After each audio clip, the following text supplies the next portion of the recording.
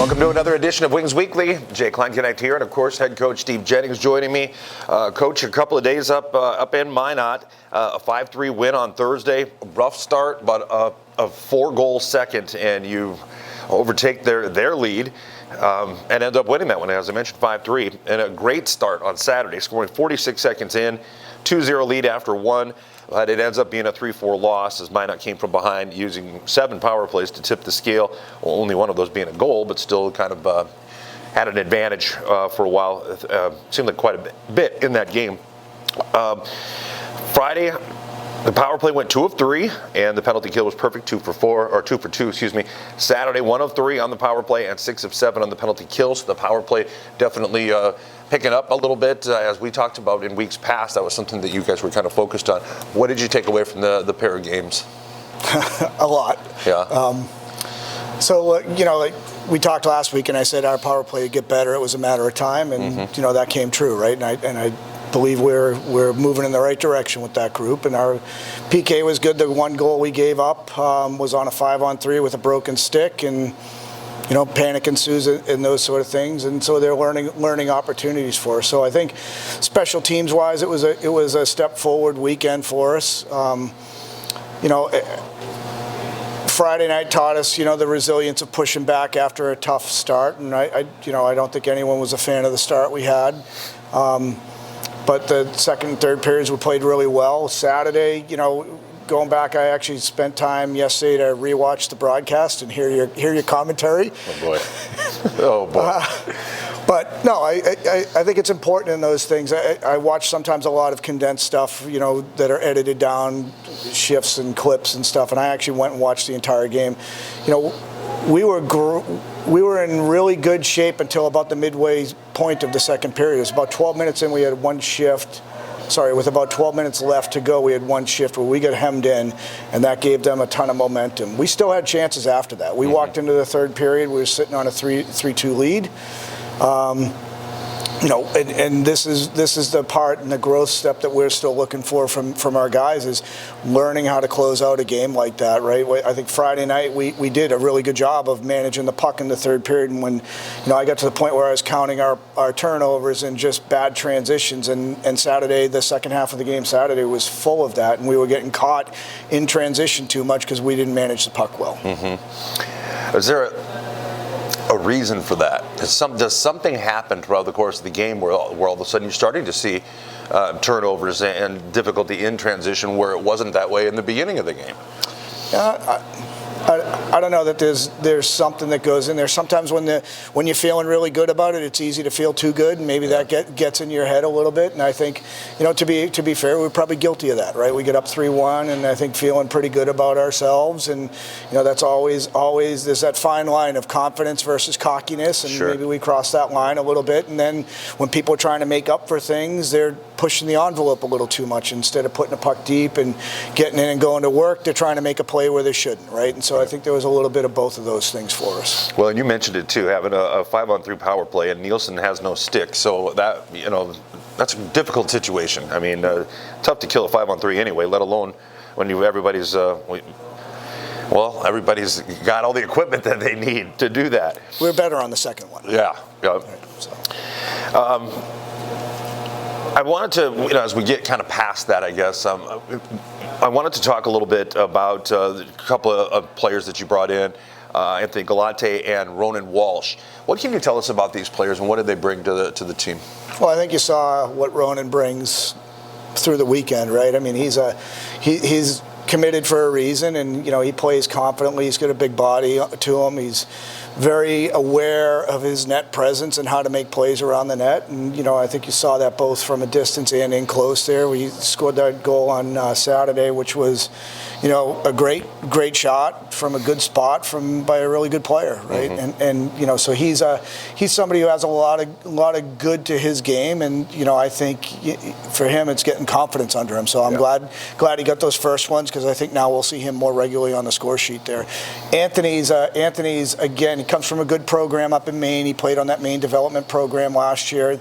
Spent some affiliate time with Amarillo last year, and you know, so he's been around the league. He started with North Iowa, got into a situation there where he became available. We brought him in. He brings a lot of good hard work to us, right? And he's got some skill to go with it. And you saw him even in the game on Thursday night. You know, we needed to just eat some clock down there in their zone, and he had a great shift going down there and pinning the puck in and helping to eat clock and just prevent them from giving momentum there. So both those guys are still learning a bit how we play, but they're adjusting very quickly, and I'm real happy with their progress. Excellent. Happy to see them as part of the Aberdeen Wings and joining the team. The North American Hockey League has a fundraiser that is going on called Children of Fallen Patriots. And folks, you can find out some more information about that on the Wings website, and you can also donate on the Wings website. This is a pretty cool fundraiser, and certainly with Veterans Day coming up, and you are a veteran, of course. Nice sweater, by the way. Thanks. Word for the week. Nice. This is, but as I mentioned, a pretty cool fundraiser that kind of means a lot to you too, right? Yeah, I mean, that's kind of close to the heart. What can you tell us about it, or what have you found out?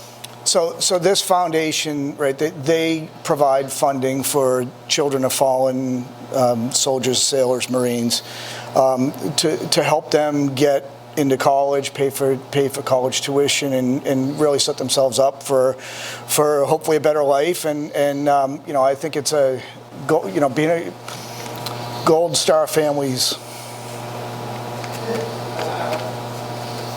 Sorry. No, you're fine. No, I completely understand. That's an incredible. Gold Star families go through a heck of a lot, and to be able to help out a little bit with them, to be able to give a little something back to somebody who paid the ultimate price, it's definitely worthwhile. Worthwhile cause. Again, you can donate there at the Wings. The Wings website has a scan code or a code that you can find out more information, and again, donate there. Please do. Please help out. Again, Children of Fallen Patriots. All throughout the North American Hockey League. So again, stop by and check that out. Right now, Austin is at top of the Central Division with 24 points. North Iowa Bulls with 22 points in second. And Minot right now in third with 17 points. St. Cloud with 16 points. Aberdeen with 16.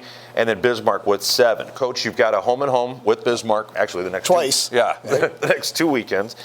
But a home and home this coming weekend against Bismarck. And Bismarck, while they have 3 wins, and one of which was earned by beating the Wings, they're not a bad hockey team. You know, they might be at the bottom of the Central Division right now, but that doesn't mean a whole heck of a lot. And they're a well-coached organization and a well-coached team, I should say. What do you expect to see out of Bismarck? I think we'll see more of what we saw, you know, when we were up in their building, right? They pushed really hard both nights, actually, and I expect that to be there. It's a big rivalry for both organizations, so, you know, you're going to get their best all the time. They've been acquiring players pretty much on a weekly basis, so I think they're continuing to get better and better. And, you know, I think we will have our hands full. But honest to God, Jay, I think in our division, when you look at it, there are teams in first and last place, and everyone's pretty tight. And I think the division's going to come down to that last weekend, like it always seems to do in the Central. Yeah, you know, and we talked about early on in the season that, you know, I think gunfight was what you had used to describe it, and it's going to be. I mean, without a doubt, when you're looking at the scores over the weekend, you see St. Cloud beating Austin, and the Wings swept the North Iowa Bulls, and, you know, those are the top 2 teams in the division. They're getting beat by teams that are lower in the standings and so on. Well, that's definitely a product of that kind of parity in the Central Division. So it should be a fun one here as things continue and roll on through this season. All right, anything that you want to see from your guys as you prepare for Bismarck?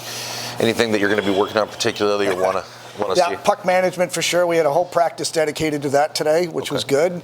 I think consistency shift to shift, right? And really, we've had some success here. We just haven't been great at playing a complete 60 minutes, and we need to get that to be a standard here. This is a good team that, you know, when we play the right way, we're really hard to play against. And, you know, when we let people off the hook, which I feel like we did on Saturday, we let them off the hook, and we got what we earned, unfortunately. And it's frustrating, and I get frustrated with everyone. Right, myself included. Like this is something those are the games we need to be able to learn to close out. They're going to be important.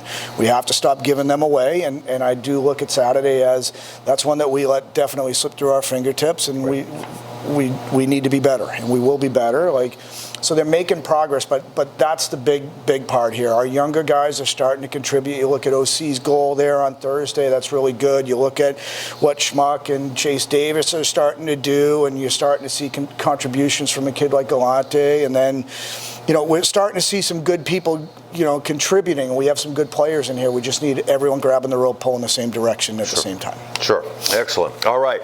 Well, Coach, that's all I've got for you.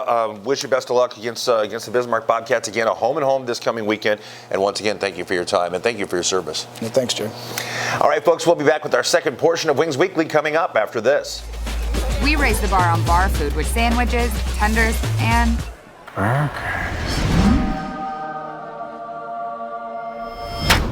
there's more where this came from.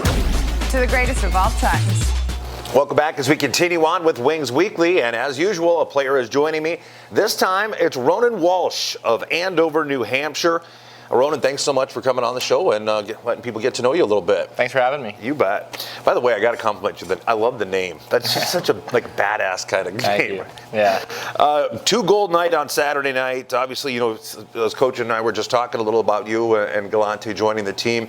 Definitely it's looking like you're starting to gain some of that chemistry and stuff as you, again, put 2 in the back of the net. What has it been like joining this team? I mean, we're, 13 games into the season, the locker room, these guys have been together since September, actually August in some cases. It's got to be a little bit of a challenge coming into a group that's already, kind of spent some time together. Or are they pretty good about welcoming you in and making you feel comfortable? Yeah, I mean, they were great. The guys were awesome. Like, when I first showed up, made me feel right at home. They made sure of that for sure. But I mean, obviously it has its challenges coming in. Not really know what to expect, especially my role on the team. I'm not really sure what I'm supposed to be doing. Kind of just trying to gain coach's trust and everything. So after a couple weeks, I'd say I kind of got a little more comfortable, found my rhythm, gained some chemistry on the team, and yeah, it's starting to piece together for sure. Excellent. Well, I'm going to get to your first impressions of Aberdeen and stuff, but I wanted to talk about coming into the locker room as a new guy, so to speak. Generally, right about now, I ask guys about their hockey journey and how they got started and so on. But you have some pretty heavy influences in your life that your dad played and your older brother played. D1 hockey and so on, and then went on to the AHL. So I would imagine that in a lot of ways, that's got to make your steps into junior hockey and into collegiate hockey a little easier, having some people that have been through it and know the path, I guess. How big has that been for you? Absolutely huge. Having my dad just be there for me as a coach for myself, just has been awesome. Him knowing, having that experience, just tremendous help for sure with all the advice and on ice, off the ice, just everything. Yeah. It's been great, and watching my brother recently go through college and make it pro now, it's definitely shows me that it's possible for me too. So yeah, it's been good. Well, it's certainly nice to have those obviously the influence, but like I said, kind of those resources. There's some guys that obviously the hockey moms are huge, but to have a path kind of already be blazed in a sense while you're on your own path, there's I would think that would make things a little bit smoother and a little more comfortable, not quite as many questions and unknowns, so that's very cool. When you Andover, New Hampshire, I looked this up, it's a fairly small town, right smack dab in the middle of New Hampshire. In Aberdeen, generally, it's the other way around. Usually when guys come to Aberdeen, they're like, this is a small town. But for you, a little bit different. What were your first impressions of Aberdeen as a community when you first got here? Yeah, it's definitely a little different, but it's strangely similar at the same time. I don't know, it's just there's definitely more farming and industry like that. It's a little different of an industry area in New Hampshire, but there's a lot of blue collar people. It's very similar in terms of that, for sure. Yeah, big time agricultural community, and the whole area. But that I can see where that would certainly be different. Speaking of that, what do you like to do when you're not at the rink? Are you a hunter? Do you like to outdoors at all? I used to be big into archery. I kind of slowed down, picked it up this past year. I honestly play quite a few video games. Not gonna lie. Yeah. I like to play with my friends. Some of the guys on the team here we play for sure. But yeah, just hang out with the guys for sure. I like to do that a lot. Excellent. Hockey is kind of a small world in a lot of ways. It always seems like there's somebody in the locker room that, that whole 6 degrees of Kevin Bacon or whatever, but you figure out that there's somebody that knew somebody that played with somebody that or whatever, or in some cases maybe you played against them or whatever, and you can kind of like start sending out some texts or whatever, asking people about the community, about the team. Was that the case for you? Was there anybody in this locker room that maybe you kind of already knew, or you knew someone who knew someone that was on this team that could kind of help you out a little? Yeah. Will Gilson and Anthony Missouri were 2 guys I had played against the past few years. Recently, last year in the NCDC, we played against each other. Okay. Yeah, I remember getting into it with them a couple of times for sure. Definitely Gilson for sure. But we have a bunch of mutual friends back home, like kids that played on their teams, like growing up and everything. So I reached out. It was. I had those guys for sure, but I've definitely heard of a few other guys too, just through the Vine. It always amazes me. Like I said, what a small world. Yeah, hockey can really be. There's a lot of connections. Do you have any superstitions that you have to go through on a game day? I try not to. I used to have a few, but I try to eliminate those just to kind of not worry about it too much. Just do my thing. Yeah. But I mean, like, if I'm not like performing as well, maybe not scoring as much, maybe change the color of the tape, change the tape job. I don't know, just little stuff like that, but mostly not. Yeah. It's funny because I know all throughout sports, superstitions play a pretty big role, more so for some than others. But even there's a line in the movie Bull Durham, and he says if you're winning or losing because you think you're doing one thing or this way or that way, then you are. Yeah. That's just the way it works sometimes. Yeah. So I always have to ask guys about superstitions because there's some goofy ones out there. There are. If you could snap your fingers and be anywhere in the world just like that, where would you go? Where would you visit? I don't know. Definitely home for sure is one of them. Yeah. I'd love to be home. Miss the family. I don't know. Probably somewhere in Europe, maybe like Paris or something would be cool. Yeah, very cool. Another question here for you, a little philosophical question to think about. If you could right now sit down and talk to anyone throughout history, I mean, it could be Benjamin Franklin, it could be anybody. You could just sit down and ask them, pick their brain, so to speak, talk to them a little bit about, whatever. Who do you think you'd be? Who would you pick? God. I don't know. Maybe Gretzky. Yeah. Just kind of pick his mind on just like his mindset on going on the game. Just like how he prepares himself off the ice, how he carries himself off the ice. I've only heard great things, obviously, about him, and so yeah, I'd definitely love to chat with him for sure. Well, they call him the great one for a reason. Yeah, I know. So there's, I'm sure, a lot of wisdom that could be shared. Yeah. What about, you've got a home and home coming up with Bismarck here this coming weekend. I talked with Coach about playing a consistent game. And we saw on a great start on Saturday night, but things kind of fell apart a little bit. And a handful of power plays that were given to Minot made things a little bit more challenging too, and consistency, like he talked about playing a full 60 minutes. That's one of the keys. What do you think is something that, as a team, that you have to do to be able to take away a couple of wins from Bismarck this weekend? Yeah, definitely play the full 60 minutes is definitely probably our biggest problem. Just not being scared to lose and just having the confidence that we can win for sure. Right. Yeah, like not let up when we have a lead for sure. Sometimes we score a couple, get ahead, and then kind of sit back, but that's the point where we got to go and really kind of step on their throats. So probably. I always wondered about that, about the mentality of like you said, how does it happen where people let off a little bit when you get a lead? You're kind of like, is it something that's tangible? Like, can you actually see guys on the bench that are starting to goof off or whatever? You know what I mean? Or how does that happen? Sometimes you can, but I'd say most of the time it's just like you can just see guys don't have the same energy on the ice. It's just like they're not working as hard. They're not doing the same things, not going in the dirty areas necessarily. Like they just, sometimes kids play differently, and I definitely am a victim of that for sure. Like you see, you let up a little when you have a lead, and yeah, we definitely need to fix that. Okay.